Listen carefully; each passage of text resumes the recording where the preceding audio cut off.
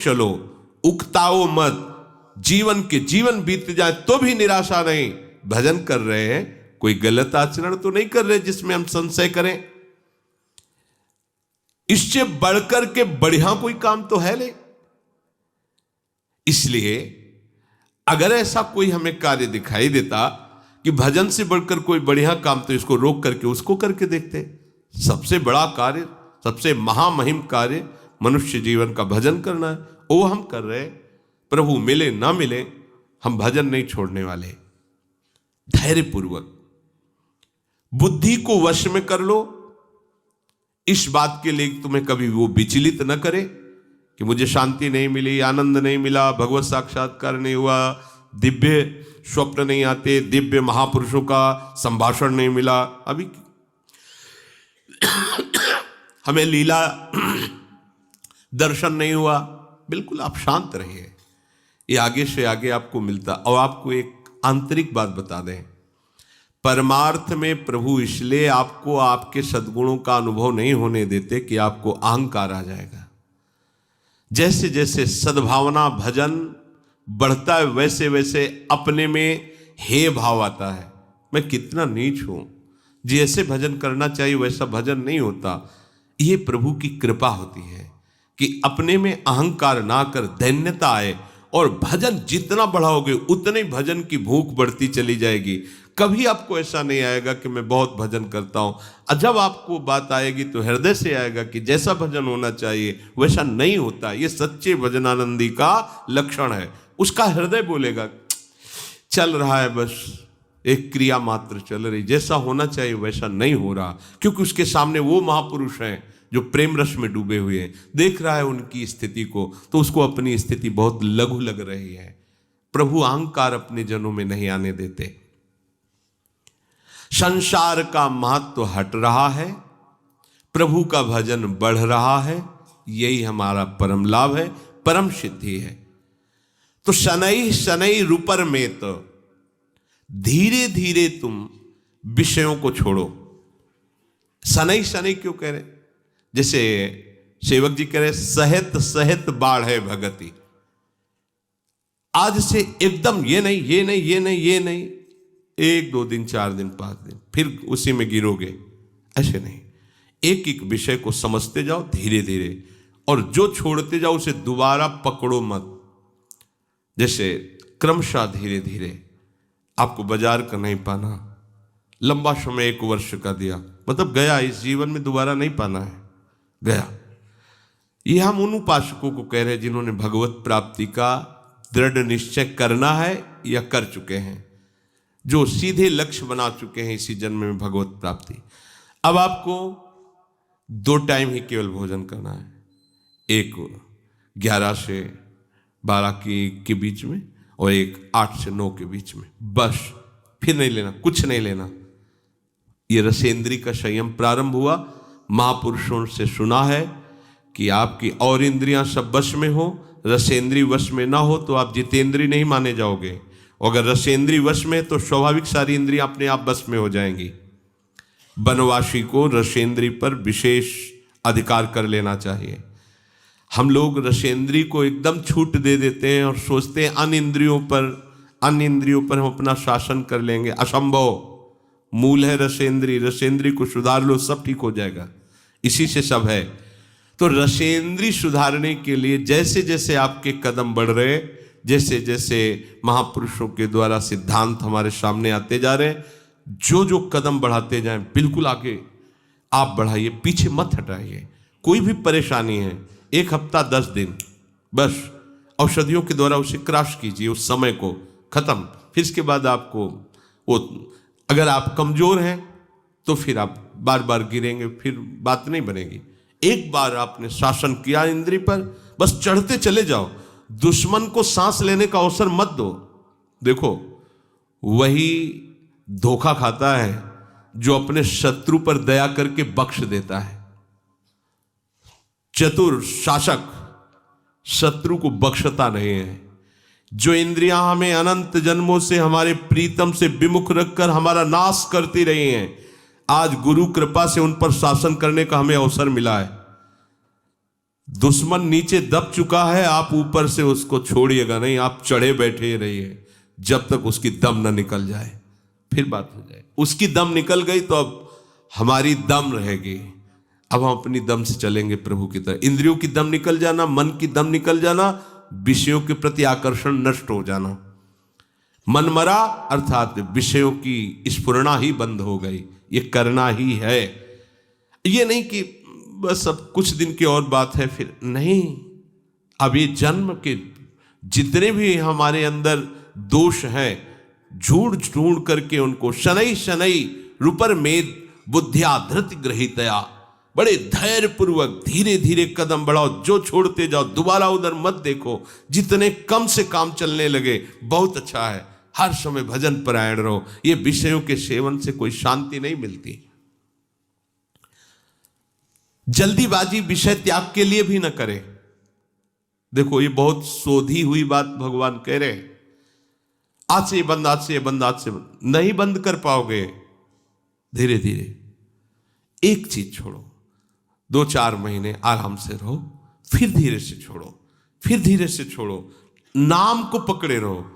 आप धीरे धीरे एकदम निर्विकार हो जाएंगे। एकदम सब पूरी लाइन काट दी तो सब पूरी लाइन चलने लगेगी और बढ़ के चलने लगेगी। देखो कोई भी विषय जब हम छोड़ते हैं तो जो इंद्री जिस विषय में आसक्त रही है वो पूरे जोर से हमको परास्त करने की कोशिश करेगी।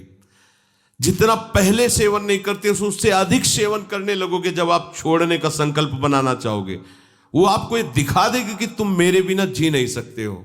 अब आपको दिखाना है कि मैं तुम्हारे को मार के रहूंगा। धीरे धीरे धीरे धीरे कदम बढ़ाते हो जाओ। उसको ये समझने न दो कि हम इसे छोड़ने वाले हैं। धीरे, और एकदम नहीं छोड़ा जाता, धीरे धीरे छोड़ते छोड़ते ऐसी ऊंचाई पर पहुंचे, बस राधे श्याम। जहां छूटा तो दोबारा नहीं स्वीकार करना, ध्यान रख। धीरे धीरे भगवान कह रहे शनै शनै रूपर मेद बुद्धिया धृति गृहीतया, धीरे धीरे उपेक्षा करते हुए ठान लिया है कि अब इसे नहीं खाना है पर खाएंगे। धीरे धीरे उसको छोड़ेंगे। एक को जिस दिन छोड़ पाए फिर उसके बाद चाहे मर जाए उसे खाएंगे नहीं। ये नियम लेना चाहिए। धीरे धीरे जिस विषय का त्याग किया उससे मुक्त हो गए। हमें पूरे जगत से मुक्त होना है, पूरे जीवन मुक्त होना है। तो धीरे धीरे जिस विषय की आवश्यकता नहीं थी प्रभु ने छुड़वा दिया। अनावश्यक वस्तुएं जो आवश्यक है, रोटी दाल पानी हवा, ये हमें सब मिल रही शरीर पोषण के लिए। धीरे धीरे विषयों की उपेक्षा करते हुए उदासीन हो जाए और फिर एकदम उपराम हो जाए, उसका चिंतन नहीं छोड़ दें। देखो चिंतन तब छूट जाएगा जब आपको यह कि अब कोई व्यवस्था उसकी बनने ही वाली नहीं है। कामनाओं का त्याग करने के लिए तुम उत्साहित रहो। हम काहे के लिए उत्साहित रहते? कामनाओं के द्वारा भोग भोगने के लिए। और परमार्थ क्या कह रहा है? कामनाओं के त्याग के लिए तुम उत्साहित रहो। मन से इंद्रिय समूह का संयमन करते रहो। ये मन आपको सहयोग नहीं देगा, आपको इसे प्रभु के आश्रय से जबरदस्ती हटाना होगा। आप सोचे कि कभी ना कभी तो मन उब जाएगा, तो जब से सृष्टि रची गई तब से आज तक नहीं उबा है। गोस्वामी जी कह रहे मेरो मन हरिजू हठ न तजय, निशिदिन नाथ देव सिख बहु विधि, करत स्वभाव निजय, मेरो मन हरिजू हठ न तजय। हे हरिजू, इसे बहुत समझाते हैं। विषयों में सुख नहीं है, प्रपंच में कोई तुम्हारा साथ देने वाला नहीं है, ये सब झूठा है। निशिदिन नाथ देव सिख बहुविधि, भरत इसका स्वभाव बड़ा चंचल और विषयों की तरफ जाने का है, ये मानता नहीं, बड़ा हठी स्वभाव का है। उन्हीं विषयों पर जा रहा है जिन पर हम मना कर रहे हैं। शास्त्र की बातें सामने रख करके इसको सिखा रहे हैं, इसको बहुत समझा रहे हैं कि देखो अनंत जन्मों में भोगते रहे, कोई सुख नहीं, अब हरि शरण में आ जाओ। नहीं समझ रहा, थोड़ी देर के लिए तो समझता है, ऐसा नहीं कि बिल्कुल नहीं समझ रहा है। कैसे थोड़ी देर के लिए?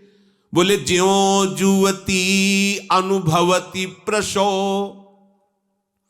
अति दारुण दुख उपजय, हुए अनुकूल विषारी सूल सठ, पुनि खल पति ही भजे, मेरो मन हरिजू हठ न तजे। जब युवती गर्भवती होती है, प्रसव का समय आता है, तो भयानक पीड़ा होती है। उस पीड़ा के समय वो निश्चय करती है कि अब पति का संग नहीं करूंगी, ये बड़ा कष्टदायी है। फिर समय आता है, वो भूल जाती है। बस ऐसे ही जब मन फंसता है, पिटाई होती है इसकी, तब कहता है कभी गलती नहीं करूं, एक बार क्षमा कर दो। और जहां फिर समय मिला, फिर वही चला जाता है। होए अनुकूल विषार सूल सट पुनि कल पति ही भजय। हे नाथ, इसे बहुत जगह ठोकरें मिलती हैं, लाते खाता है, पर ये वापस आने की सोचता ही नहीं। बड़ा विचित्र मन है। कह रहे इसे बहुत समझा रहा हूं, ये बड़ा विचित्र मन है।